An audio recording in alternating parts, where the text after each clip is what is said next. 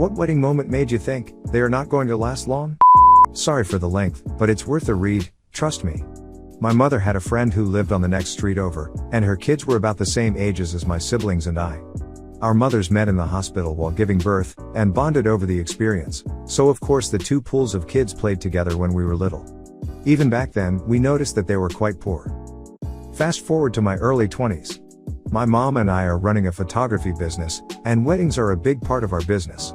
My mom calls me up out of the blue and asks me if I will be in the wedding party that summer for T, who is one of the kids from her friend's family, the one that's my age. I haven't seen this guy in 10 years, so of course I say no, because I have no business being in his wedding party.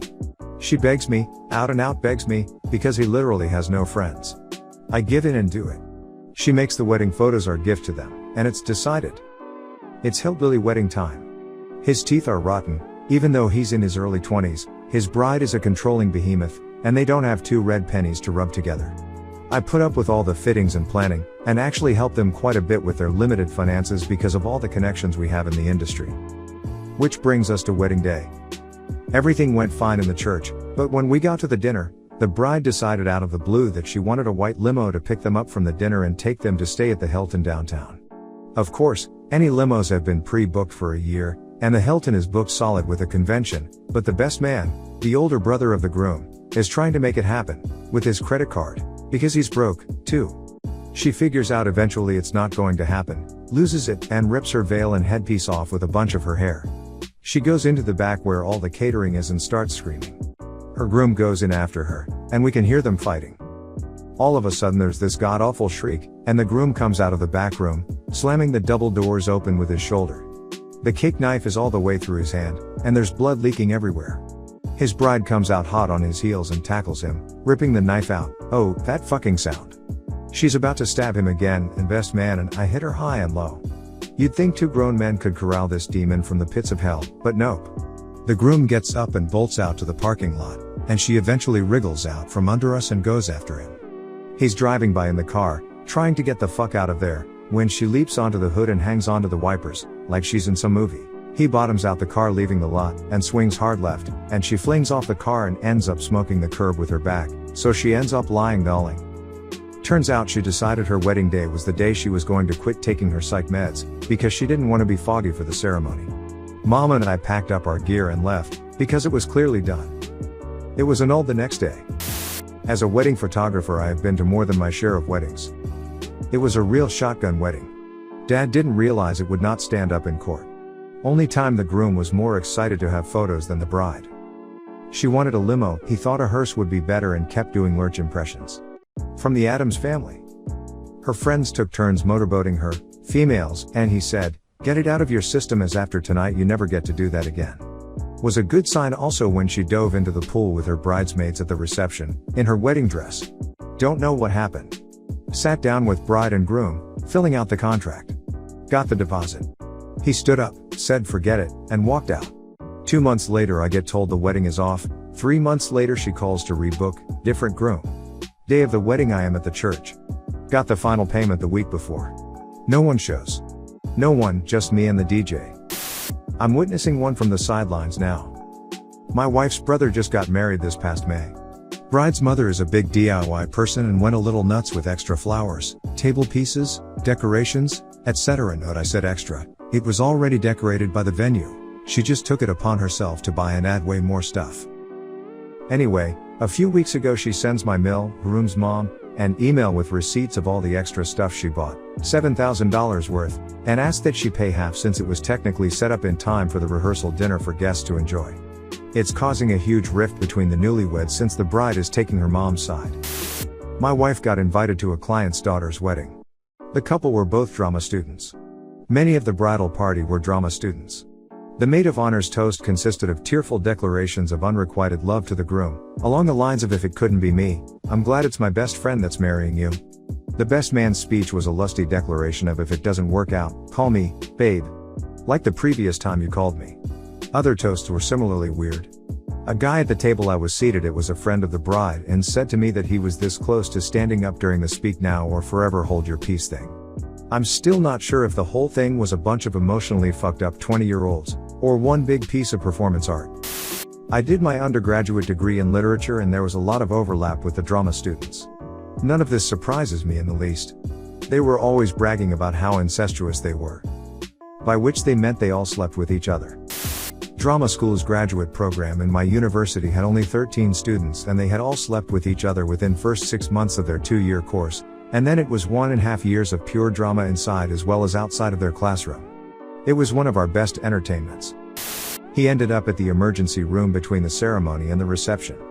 He went out the night before with his sister and friends and got plastered. They had to hold a cold pack to the back of his neck to keep him vertical during the wedding photos. Marriage lasted 30 days until they had a fight. She left the house and he filled the U-Haul truck with everything but her clothes. I was maid of honor. Me, best man and the couple went into a separate little room to do the signing stuff. Bride excused herself to go to the bathroom and the groom started making pretty mean remarks about her cooking, she's passionate about, to the officiary.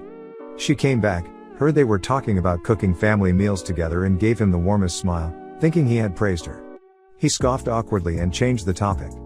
That always stuck with me. He wasn't laughing with her but at her, behind her back. They lasted 7 months. I'm reminded of someone I read about maybe 20 years ago, a college professor who developed a protocol for predicting whether prospective marriages were likely to last. He had the engaged couple discuss some tender issues, topics they would fight about. They would videotape the session, then research assistants would watch the tape, counting the various interactions of note. That data produced their prediction. His research showed that fighting was not a problem as such. Lots of happy long-laying marriages had lots of fighting. The crucial aspect was whether the couple was mutually respectful during their fight. Observed disrespect was a very strong predictor of a short-lived marriage. I have kept that in mind when dating. If I feel like she seems to be contemptuous of me at any point, that's a massive red flag. I ended a relationship when I realized I was treating her disrespectfully. Be nicer, I would tell myself. After a while I realized that I simply did not respect her, and that was a big problem.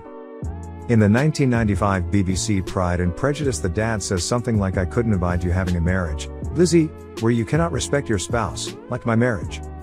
There are 2 ex-Mrs. Lebrowskis. They both broke my heart. I'm permanently sad that I couldn't make either marriage last.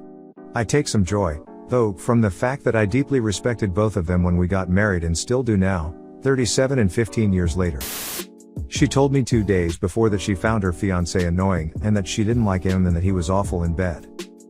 She was visibly, endlessly uncomfortable at the rehearsal wedding/dinner combo. Then she sobbed the entire morning, day of.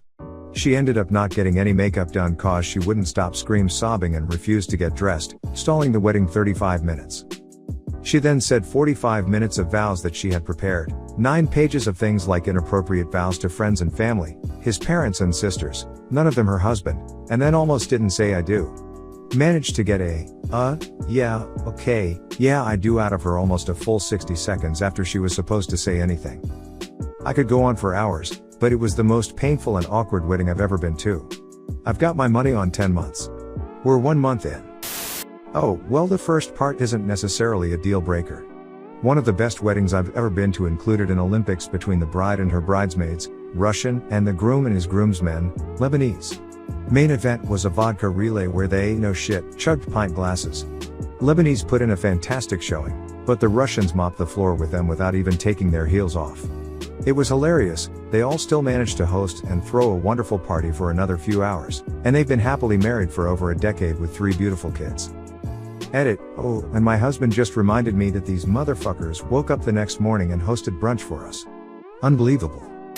One of my good friends got married and I'd never met her before the wedding because she's just shy. On the wedding day, she was belligerently drunk before the ceremony even started and couldn't even get through the lines she was supposed to repeat, i.e. I promise to love you. She ended up slapping the groom, spilling champagne on her dress, and then crying under a table while he tried to comfort her. They lasted about 4 months. Another one was my wife's friend.